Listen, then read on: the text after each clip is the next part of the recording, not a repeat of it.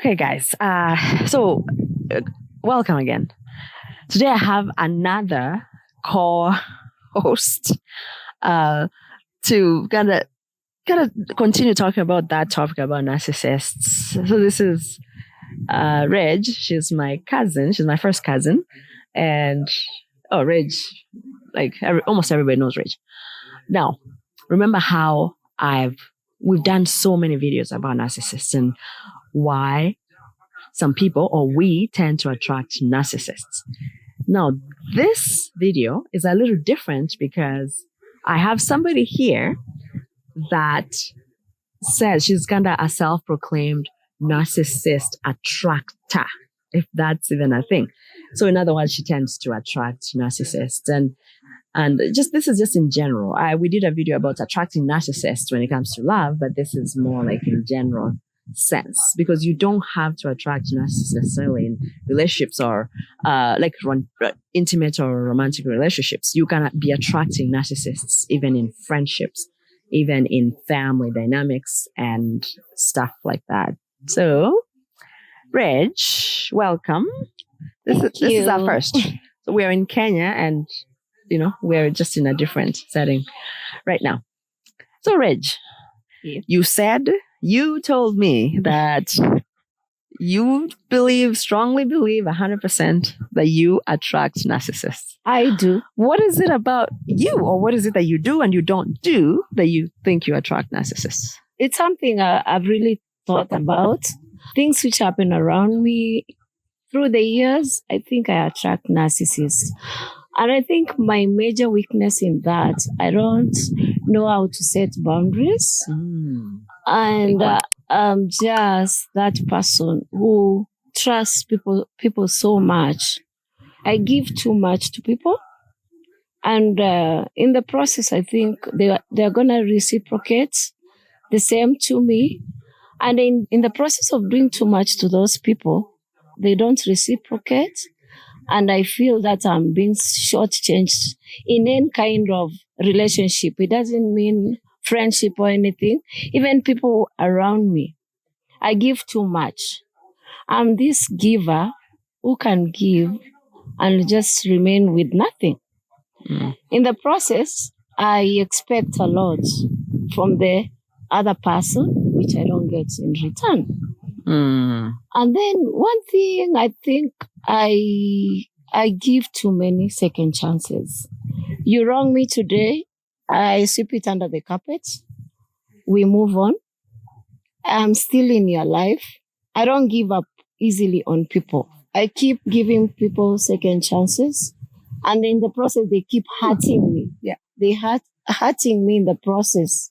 Yeah. So we're just going to move this. Yeah. It's raining, but we'll be right back. So we are continuing with our discussion about attracting narcissists. And again, I'm here with Reg, who is, she believes that she is that person that attracts narcissists in not necessarily intimate or romantic relationships, but in general, like friendships, acquaintances, co-workers, employees, employers.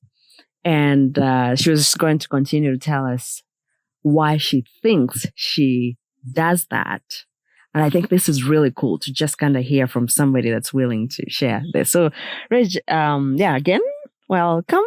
Thank you. So go ahead and continue. So as I was saying, I think there is this Christianity grounding we were given when we were younger, that we have to forgive, forget, and just give people second chances.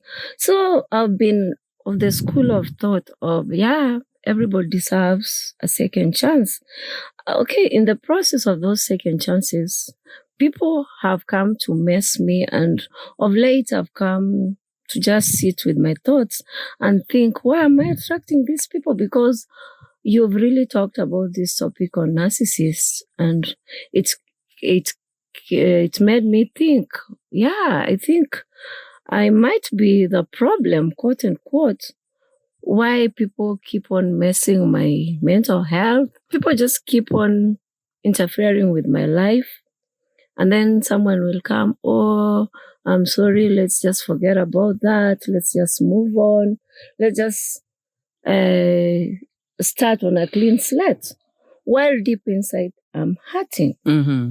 Oh, I can give examples like someone just creates a story about, yeah, Reg said this, Reg did this. And then in the real sense, I've never said that, because you know what you've said and you know what you have not said. Mm-hmm. But people will just believe Reg is like this, Reg is like that. I've seen this with with my relatives, with acquaintances, with just people around me, not necessarily friends, because my nature, I keep very few friends or none in my life. In a given moment, I can have one friend or two, but still, this thing just keeps on. It's like a jinx in my life.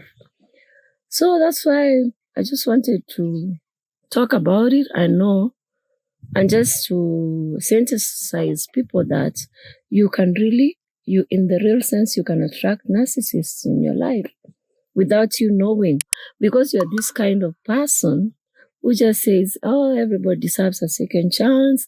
They are not real, very bad people. It's just a moment. Yeah. Things, shit happens, and this happens. Mm-hmm. And it's not like they're bad people. Right. Yeah. Yeah. So I'm glad you said that. So if you ever seen our videos about why, we attract or you attract narcissists, it's the idea that you may have done something wrong or you are flawed in some way. And that's not it. As Reg has explained, it's what she does or give or who she is that they don't have, that they tend to take advantage of or they want. Right? So she's not flawed. I really, some of the things that caught my attention was you talked about boundaries, I guess in the earlier video, that maybe it's the boundaries. And then a real important piece was, especially kind of coming from sometimes religion, which is culture, just forgive and do this. And to me, that's one of the forgiveness is great. I don't get to tell people I don't control who people decide to forgive or not. Like, again, it's a very personal thing. But when you come from a culture of that kind of instill those things in you that, you just forgive and forget. What that does then, a narcissist knows that, I'm going to wrong Reg, but then she's a Christian. She's a nice Christian girl, or Reg puts in a quote. She is going to, because she believes that she's going to forgive me, and she's going to forgive and forget and forgive and move on and stuff. So what that does is this person will keep doing the same things because they know Reg is going to forgive, because that's how she was raised. That's how she was taught through religion, which is cultural. Which is like a cultural thing as well.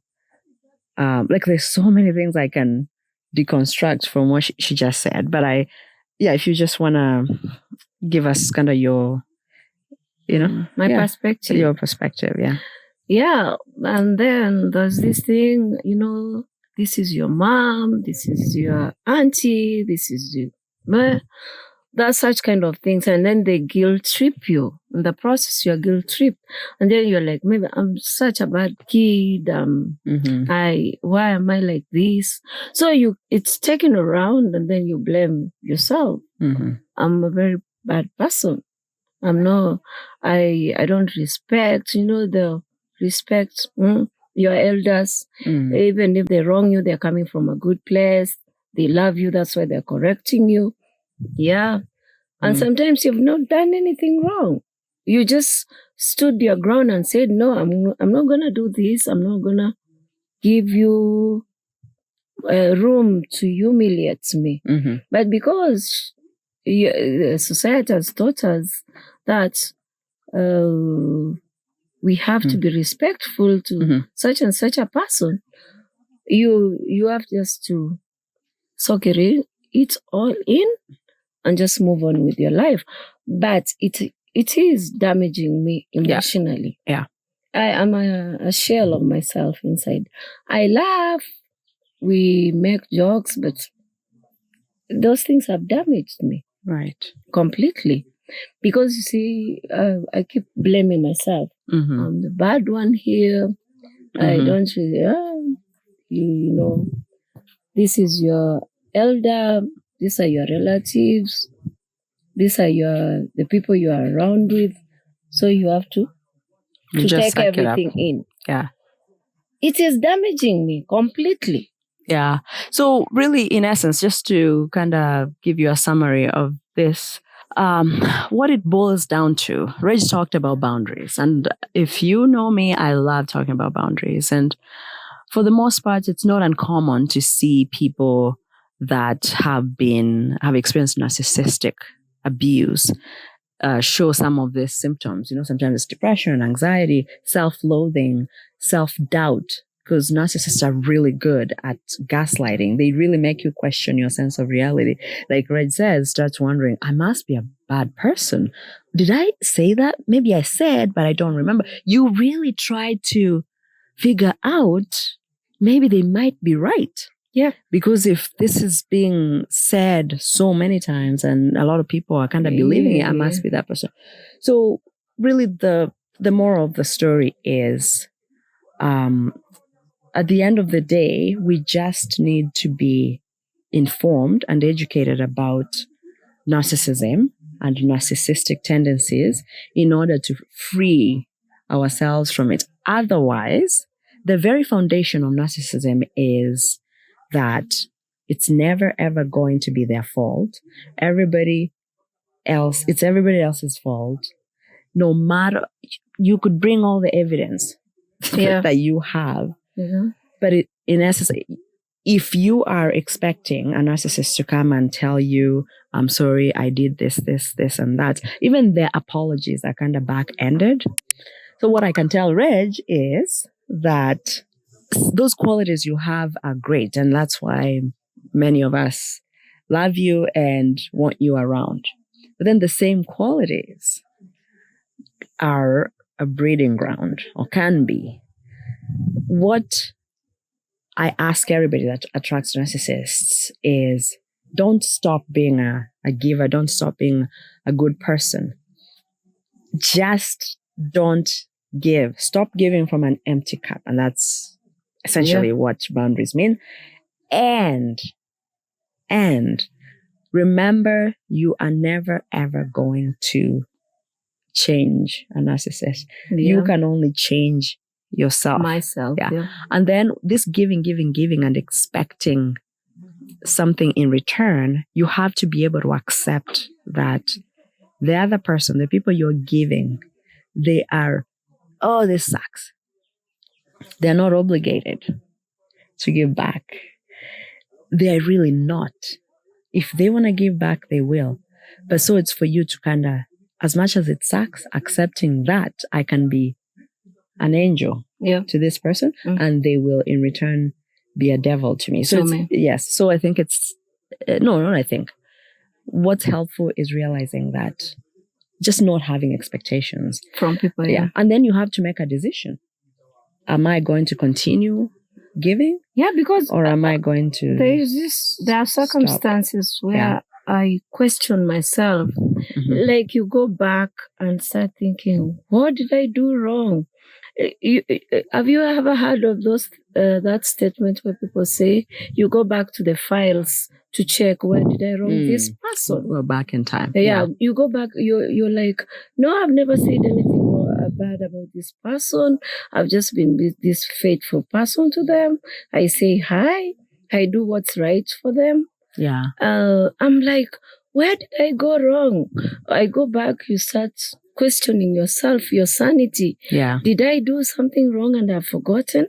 And like, it gives me, I get depressed, I cry. You're crying about somebody who doesn't know even you're crying about them. And that's the Yeah. tricky part. Yeah. And you're like, you really want to ask them, what wrong did I do to you? And then some will say, no, there's nothing, Nini, there's nothing, everything is good, we're good. But the treatment and you have this gut feeling all is not well. Yeah. And in all honesty, I did nothing wrong. Right. Yeah. So the essence, just for the sake of time, is me, you watching. The one thing we can never, and we have to let go, is thinking that we can change the outcome of something, especially when the outcome is dependent on the other person's behavior. We can't change their reaction. We can't change. What we can do is, once we see their reaction, now it's up to us to say, you say, and I always tell you this, Rach, you have to make a choice. If somebody, Maya Angelou once said this, if somebody shows you who they are the first time, or shows you who they are, believe them the first time. Yeah. Don't try to say, okay, maybe they were tired, maybe that's why they treated me this way, or they were this. Stop trying to make excuses for them. Yeah. I know, like I said, people find it weird when they realize that the entire time they've had the choice to not continue hurting themselves by putting themselves in this situation. They think that it's the other person, well, you hurt me, you should come and try to unhurt me. Yeah. No, it doesn't. The cure for narcissists is educating yourself as much as possible, and then realizing you can never change them. You actually can never change anybody. People change because they want to. So we'll do another part as we continue talking about this. Okay? Yeah. Okay. Okay. Thanks, guys. Bye.